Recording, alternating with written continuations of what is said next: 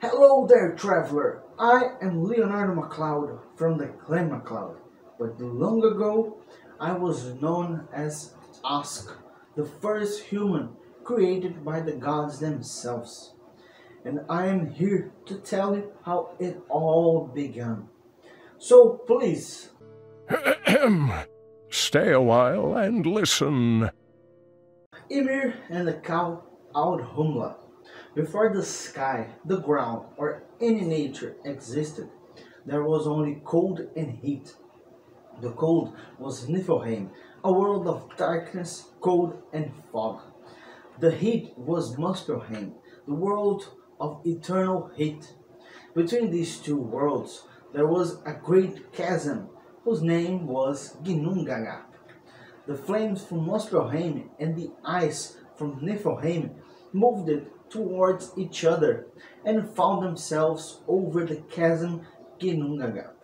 From this encounter between the cold and heat came a strange creature, a huge ogre called Ymir, the biggest giant that ever existed. When the ice melted, the droplets formed another creature, a colossal cow named Audhumla, which had huge teeth from which snowy milk floated like a rushing river, and that was how Ymir found sustenance. The giant Ymir was a hermaphrodite and had children with himself. As he slept, he started to sweat, and suddenly a male and a female emerged from his left armpit. Then Ymir joined his feet and gave birth to a son with 6 heads. Thus the frost giants were born, known also as trolls or ogres. And that was how Ymir, who was a destructive giant, ended up becoming the father and mother of the frost giants.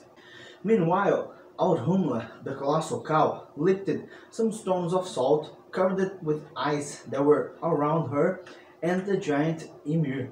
Then something strange happened.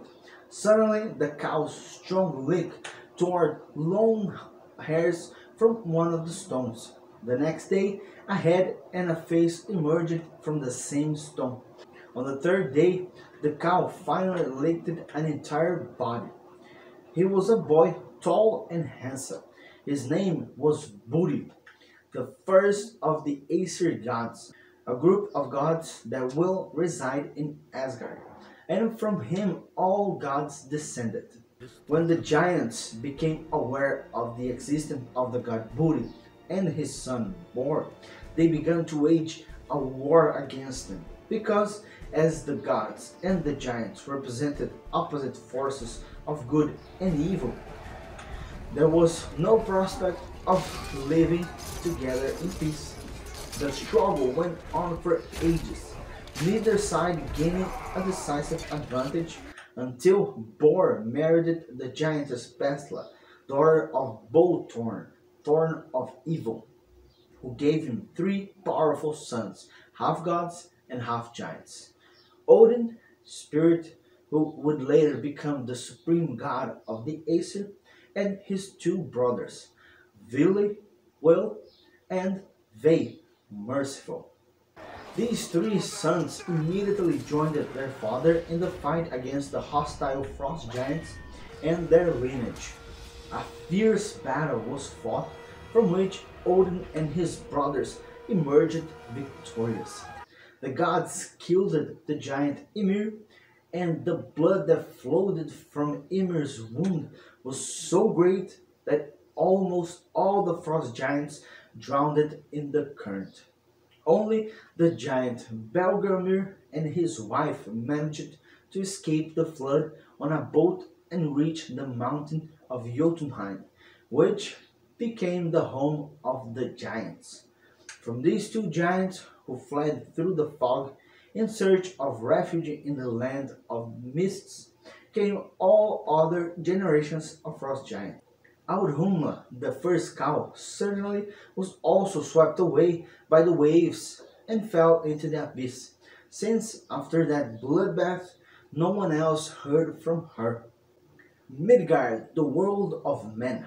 Then the gods dragged Ymir's body to the center of the immense void, Ginnungagap, and placed it as a cover in the abyss. Then, out of the giant's lifeless body, they created the world. Ymir's blood gave rise to oceans, rivers, lakes, and fountains. And with his skin and muscles, the gods created Midgard, known today as Earth. The bones of the colossal turned it into mountains and cliffs, and the teeth and splinters of broken bones into stones and boulders. From the wavy hair, trees, plants, flowers, and grass were born, and clouds were made from his brain. The giant's skull was placed as a vault that covered the land and oceans, and the gods placed it in each of the four corners of Midgard to hold Ymir's skull. Four dwarfs. Their names are Nordri, Sudri, Austri, and Vestri, meaning north, south, east, and west, thus also representing the four winds and the four cardinal points. And finally, Midgard was created. At that moment, long ago, Midgard was a large circle surrounded by the ocean. With the giant's eyebrows, the gods built a huge fence around it to keep the giants away from the race of men they intended to create later on. To give light to the newly created world, the gods took sparks from Muspelheim and hung them in the sky, where they still shine today inside what was once the skull of Ymir. And that's how the stars came about. The most vivid of these sparks, however, were reserved for the manufacture of the sun and moon, which were placed in beautiful golden chariots. Money and sun, Nott and Dag. The carriages were ready, and the steeds were already harnessed and impatient to begin their daily route. But who would guide them on the right path? The gods looked around and saw the son and daughter of the giant Mundilfari, who, very proud of their beauty, had given them the names of the newly created orbs. The son was named Money, after Moon, and the daughter Sun, after the sun. Outraged by Mundilfari's arrogance, the gods put the two to guide the chariots. Sun was tasked with guiding the horses that pulled the sun. These horses are called Arvarg, the ever-vigilant, and Alsvin, the fast. Money was tasked with guiding the chariot that pulls the moon. Thus the two were transferred to the heavens, and day after day perform their duties and guide their steeds through the heavenly paths. Then the gods summoned Nott, Night, daughter of Norvi, a giant, and entrusted to her care a dark chariot, pulled by Himfaxi, Frost Mane, from whose wavy mane the dew and frost fall on Midgard. The night goddess had been married 3 times. With her first husband, Naglfari, she had a son named Ald. With the second, Anar, a daughter named Jord Terra. And from the third marriage with the god Bellinger, Breaking Dawn, another son of radiant beauty was born, who was named Dag Day. So the gods gave Dag a chariot pulled by a white shining steed called Skimfaxi, shining horsehair, from whose shiny mane came rays of light that spread in all directions, illuminating the world and bringing life and joy to everyone but Dag. Dag always guides his carriage with a certain fear, as a wolf named Skull chases the sun, and it is prophesied that when Ragnarok arrives, Skull will be able to reach the sun and will devour it. While Dag is pure, beautiful, and full of light, as he descends from the kind rays of the gods, Nott is dark and gloomy, as she is the daughter of the frost giants. She guides the chariot that brings the night. But she is also chased by a wolf called Hati, who runs in front of the sun, waiting for the arrival of Ragnarok to be able to devour the moon. The gods not only assigned the sun, money, dag, and Nott to mark the march of the year, but also dusk, high night, morning, and afternoon to share their duties, making summer and winter rulers of the seasons. Dwarves and Elves.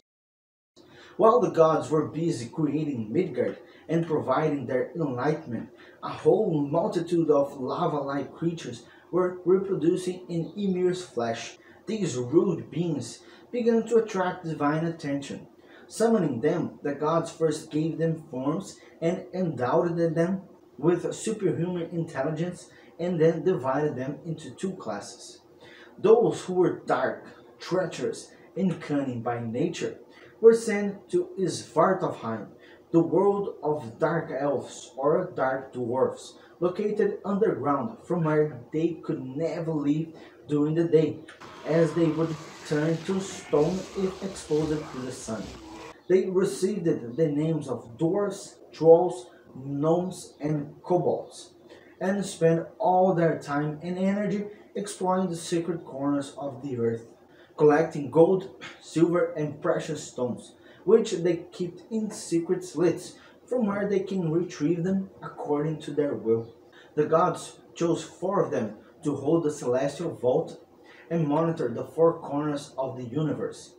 They are the dwarfs called Nordri, Sudri, Austri, and Vestri, north, south, east, and west.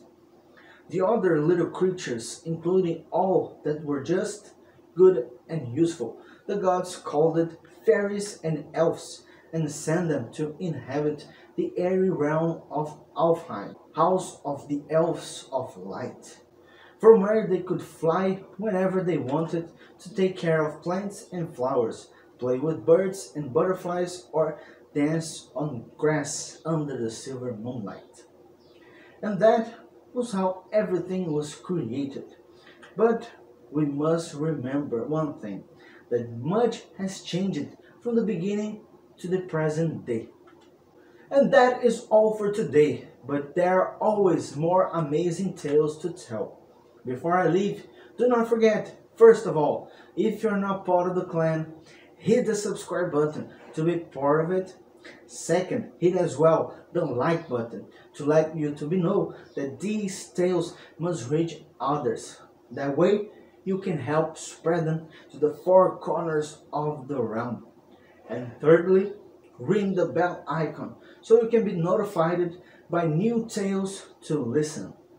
Until then, may the gods of old guide thee in thy path.